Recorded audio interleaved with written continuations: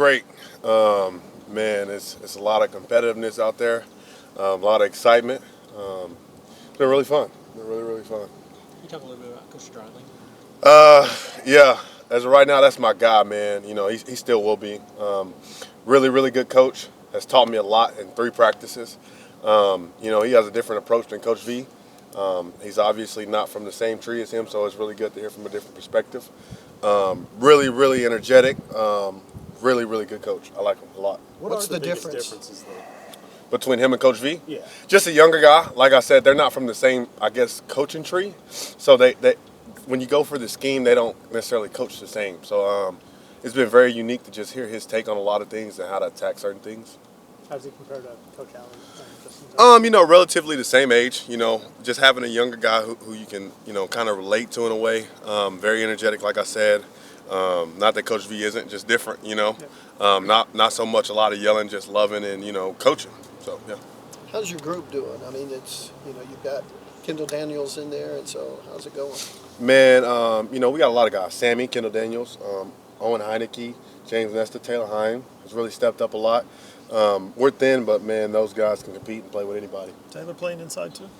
He's doing a little bit of everything. I really don't know, honestly. He's been working Cheetah a little bit. Just playing backer. What's enabled 6'6", him? right? What's enabled him to make those strides? Just being in the system. For a guy like him, he came in at a tough time. It was kind of year 2, and so me and Kip were still coming up, and Jaron was still over there. So there was a lot. He didn't really know where he was going to fit in, and he just kept, staying with the program, and he got better through it. Kobie, we weird like not seeing- having Jared in that room anymore? You said what? Is it weird not having Jared in there anymore? No, because he's still a teammate. Me, him, and Kip all came in at the same time, so we still give each other crap. And, it's not like he isn't on the team anymore. He's a competitive guy, so it's good to see him, making strides over there and doing what he loves to do and playing ball. What do you think about him being a tight end? Yeah, that's good for him. He's a competitive dude. I couldn't be more excited for Jaron. Anything he gets, he earns it. That's the best way I can put it to anybody who isn't in this building. He lives up here. Dude lives and dies for his program, so. How much does his athleticism really make him a fit for that change? Man, his athleticism can translate anywhere. Everybody's known that about Jaron since he hit campus. Like I said, really competitive dude. I love Jaron forever. Very competitive. And he was an offensive guy coming out of high school. So, I think that might feel a little bit more natural to him, but, I don't really know. Kobie, with Danny being gone and you kind of stepping into that Mike role, have you taken on more of a leadership, more vocal role? I wouldn't necessarily say just because, I've always considered myself to be a leader. It would be really remiss of me to say that I just now all of a sudden are doing this or this is who I'm going to be all of a sudden because he's no longer here. I've been Kobie since I got on campus, and I've always been a leadership guy. How's your leadership style maybe different from how Danny maybe approached it? Right. I would say I'm a little bit more aggressive. Danny's kind of a playing guy. But you got to love it at the same time, too. And so the past couple of years have kind of helped me doing that. But, yeah. Ever since his sophomore year, Danny's talked about he's you guys' dad, those 3 young linebackers that came up behind him, He's treating you guys like he's your mentor. Yeah, keeping us under his wing, yeah. Yeah. So now that he's gone, Everybody, is that weird? No, it's not weird. Not having him? It's not, it's different, but it's not weird at all. Like I said, we all grew up in the system together. We were all in the system the same amount of years, so technically we all grew up in it at the same amount of time, And so we honestly have one more year under our belt than he does. But, it doesn't feel weird at all. What did you think about his performance at the Combine? Really good. Really impressed. I wasn't shocked at all by his 40. A lot of people might have been, but I knew Danny could roll a little bit. Can you talk about just the maturity level this defense had to have when you got the news of Coach Alley and how much of a leader you had to be when keeping this team together when he left?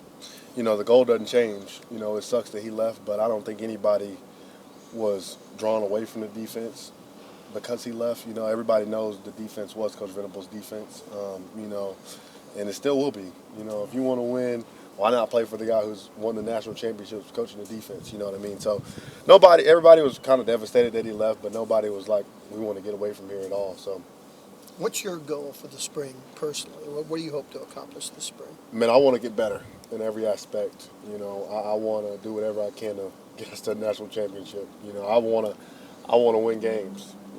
I want when people come back into this place, they fear playing us. And not it's just fun.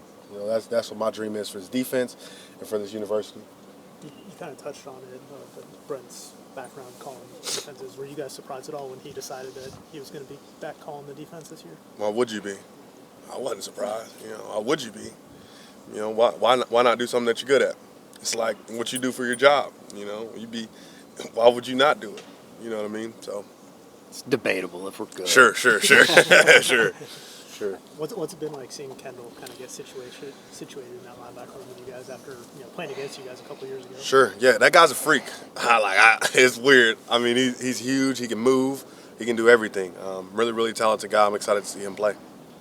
This be one of the better defensive lines that you guys have had. Yeah, They look different. Yeah, they move different. Yeah. They don't just look different. They move different. It's a good core of guys that are It coming is. back, but then there's some new guys Yep, as well. yep. Who are some of the new guys that have impressed you? Marvin Jones. Yeah. Dude's a dude. Him and our Mason lined up across from each other, and PJ's grown up too. So Sure. I'm excited to see all of those guys. Is it kind of exciting when you see a guy like PJ? I mean, Yeah. obviously he looks great, but this is a spring. Have you kind of installed in with him that it's time to go? Yeah, you can do this. Like Yeah. you can take it over if you want to. This can literally be your room if you want it to be. You know. So, Yeah. Yep. You kind of feel that excitement across the way about all the changes on offense too. Oh yeah.